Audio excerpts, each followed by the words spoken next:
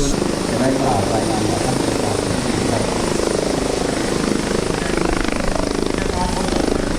เอาลงตอนเดียวพัก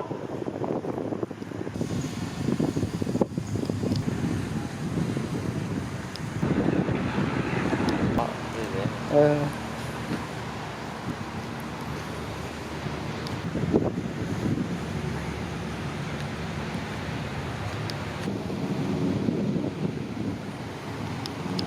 ได้ครับผู้ร่วมพิธีได้รับทราบกันแต่ก่อนหน้านี้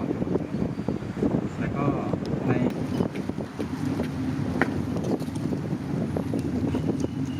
ผมร้อยเอกสมพรหนูรุ่งเป็นผู้คุมแถวได้นำกำลังพลมากระทำพิธีตรวจความพร้อมศูนย์บรรเทาสาธารณภัยมณฑลทหารบกที่ 44หัวหน้าแผนกประวัติบำเหน็จพระบำนาญช่วยราชการกองกิจการบริเวณมณฑลทหารบกที่ 44และขอขอบพระคุณท่านที่ได้กรุณาให้เกียรติมาเป็นประธานในพิธีตรวจสภาพความพร้อมด้านการบรรเทาสาธารณภัยในครั้งนี้ด้วยสถานการณ์ท่วมฝนฟ้ากระนองร้อยละ60-70ของพื้นที่และมีฝนตกหนักบางแห่งสภาพความพร้อมด้านบรรเทาสาธารณภัยเพื่อรองรับสถานการณ์ภัยพิบัติทางธรรมชาติที่หาที่ดีมากกรมสารผู้ใหญ่ที่5เรียนเชิญผู้บัญชาการมณฑลทหารบกที่ 44และผู้เข้าร่วมพิธีในการตรวจสภาพความพร้อมของศูนย์บรรเทาสาธารณภัยมณฑลทหารบกที่ 44 ค่ายเขตอสัตว์วันนี้ก็ถือว่าเป็นการที่ดีนะในพวกนี้ก็ตามรายงานที่ก็เพิ่งทราบดีว่าสภาวะอากาศอยู่ในช่วงฤดูฝนกองทัพบกกองทัพภาคที่ 4มีความเป็นห่วงพ่อแม่พี่น้องประชาชนในพื้นที่นั้นจึงได้สั่งการให้ทุกหน่วยที่ได้จัดกำลังพลเป็นตัวแทนกำลังพลมาส่วนยุทโธปกรณ์อุปกรณ์ตลอดจนถึงยานพาหนะต่างๆมาตรวจสภาพความพร้อมในวันนี้จะได้เข้าช่วยเหลือแก้ไขปัญหาการแต่งกายภาพที่สื่อออกมาต้องเป็นภาพที่สมบูรณ์ในระหว่างทางหรือบางครั้งช่วยเรียบร้อยแล้วหากลับเกิดโดยป้ายชาเพื่อให้เกิดเหตุการณ์ที่ไม่คาดคิดน่าจะทำให้พวกเรามีสุขภาพร่างกายที่แข็งแรงมีจิตใจที่แข็งแกร่งพร้อมที่จะเข้าปฏิบัติภารกิจช่วยเหลือประชาชนได้อย่างเต็มที่ความสามารถวันนี้ได้เวลาสมควรแล้วผมขอ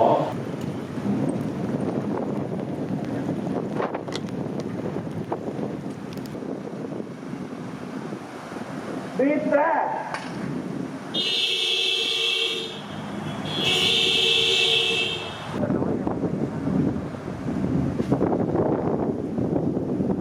ร้อยครับ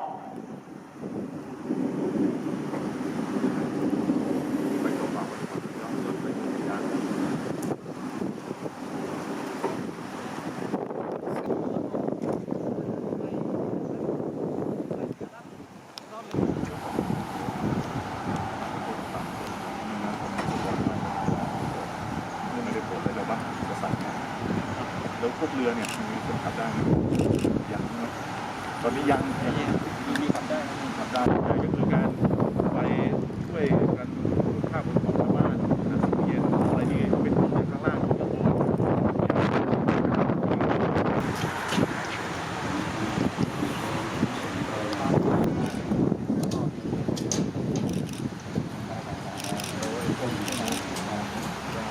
รับไว้จะเป็นเพราะใช้บอกว่าถ้า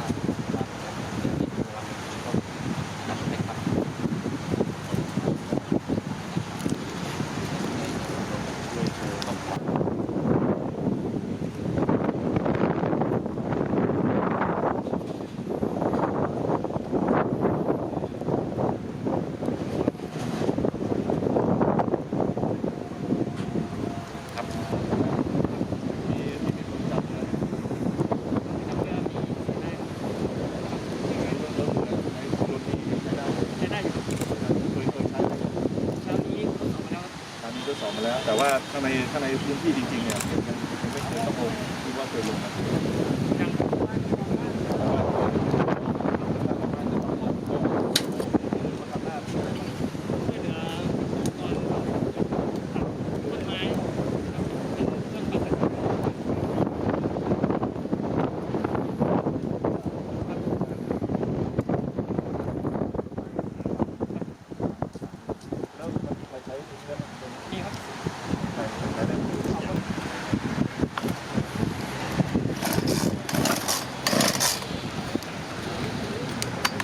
ถ้าไม่ติดไม่ต้องถ่ายนะติด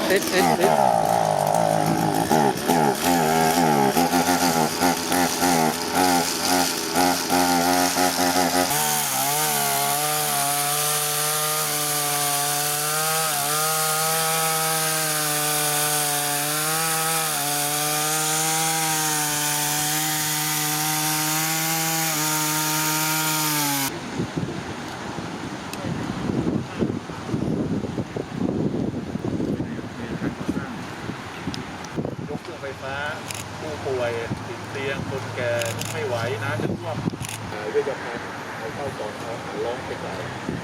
แล้วก็ไปอยู่ในเพื่อนเขาไม่มีเพื่อนให้แสงสว่างด้วยถ้ามันได้ก็จะยิ่งดีนะ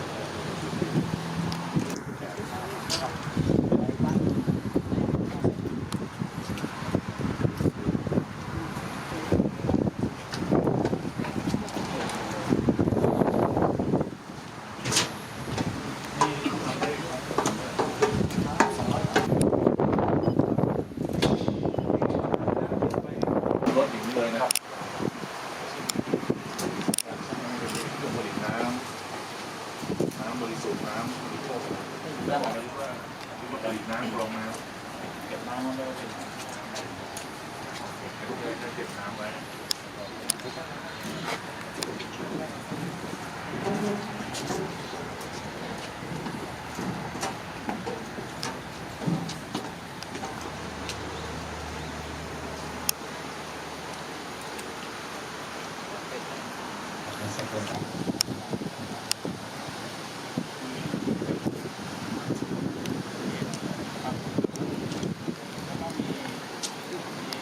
แค่สองคนนี้ใช่ไหม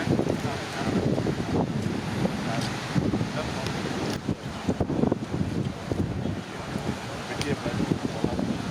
ไอ้พวกเชือกเนี่ยได้ฝึกอะไรกันบ้างการผูกมัดตึงหรืออะไรต่างเนี่ยนั้นต้องไปศึกษานะเนี่ยนะนี่น่าแล้วก็เรื่องแล้วดีอันนี้เลยถ่ายกันอะไรกรณีที่เวลาเราบังคับทางช่วยได้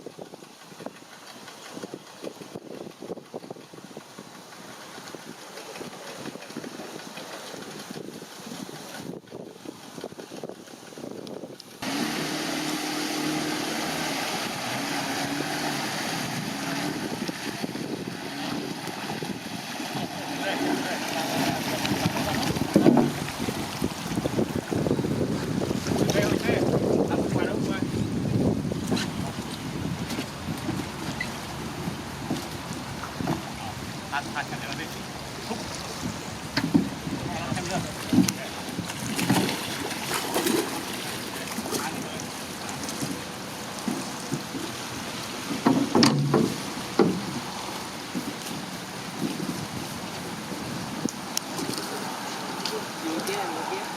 อยู่ในเกียร์